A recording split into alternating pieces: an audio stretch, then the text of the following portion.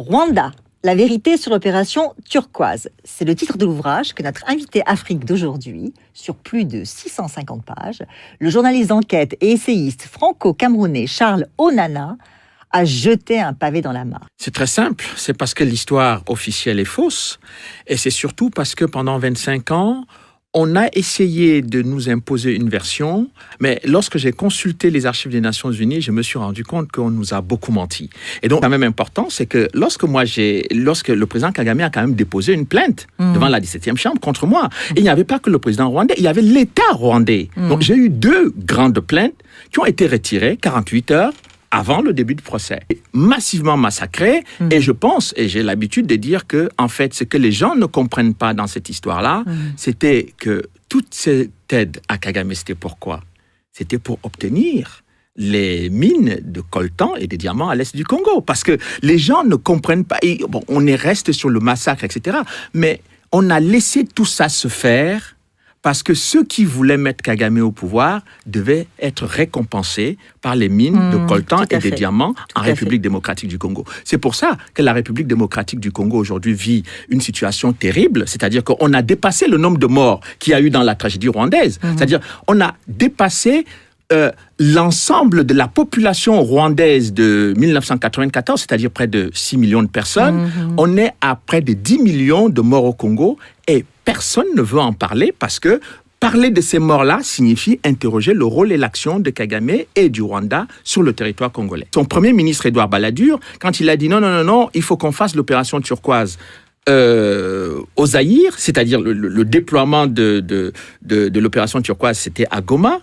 mais le premier ministre Balladur n'a pas compris que, en fait, Goma était l'aéroport international du trafic de diamants et de coltan que ceux qui avaient placé Kagame au pouvoir allaient utiliser après pour exploiter les ressources du Zaïre. Voilà la stratégie qui a été utilisée. Et quand on ne comprend pas cette interaction entre les mines de coltan et de diamants et de tous les minerais de l'Est du Congo, on ne comprend pas ce qui se passe sur ce qu'on va appeler le génocide au Rwanda. Le politique, c'est qu'on comprenne que la prise de pouvoir de Kagame est liée au renversement de Mobutu, puisqu'en 97, c'est Kagame qui vient renverser le maréchal Mobutu avec l'aide des États-Unis et de l'Ouganda. Qui, soit dit en passant, beaucoup de Congolais ont toujours soutenu cette thèse et ne sont pas du tout entendus jusqu'à présent. Mais aujourd'hui, ils ont des éléments de preuve. C'est-à-dire que... je vais encore beaucoup plus loin que ça. C'est-à-dire que ce que j'appelle l'invasion masquée du Zaïre en 94, quand j'ai analysé la stratégie militaire d'occupation territoriale du Rwanda, je me suis rendu compte que Paul Kagame a fermé la frontière avec la Tanzanie, a fermé la frontière avec le Burundi, et toutes les populations étaient dirigées vers l'est du Congo, parce qu'il y avait en prévision d'envahir le Congo. Mais on ne pouvait pas envahir le Congo comme ça, brutalement, militairement. Il fallait qu'on trouve un prétexte. Et le prétexte, c'était lequel ?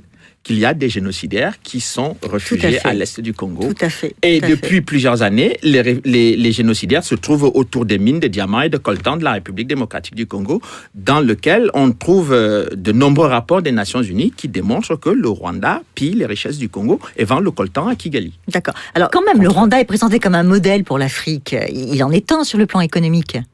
Non, mais ça, c'est de la propagande d'ailleurs. Ce qui serait intéressant, c'est qu'on sache d'où...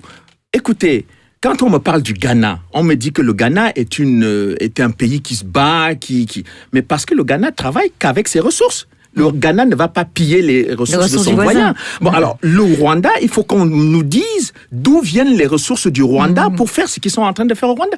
Je pense que ce soit les Occidentaux ou les Africains qui prennent le Rwanda comme modèle, il faut qu'ils demandent clairement d'où viennent les ressources du Rwanda pour construire ce pays. Si on viole les femmes à l'est de la République démocratique du Congo et qu'on se tait, si on massacre les populations civiles, si on utilise les enfants dans les mines de diamants et de coltan, si chaque jour les populations congolaises sont en instabilité permanente jusqu'à la tête du pays, parce que le Rwanda mène des incursions qui sont aujourd'hui démontrées par la MONUC, je pense que ce n'est pas très sérieux, ce n'est pas très correct.